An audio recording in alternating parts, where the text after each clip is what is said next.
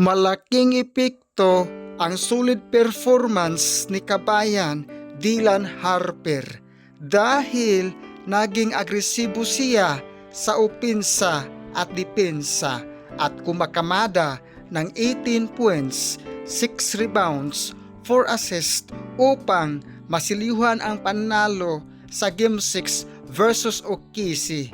At hindi naman pahuli ang alien, tinulungan si Dylan Harper upang masungkit ang panalo. At para sa OKC, magpahinga muna, magpalakas para sa Game 7.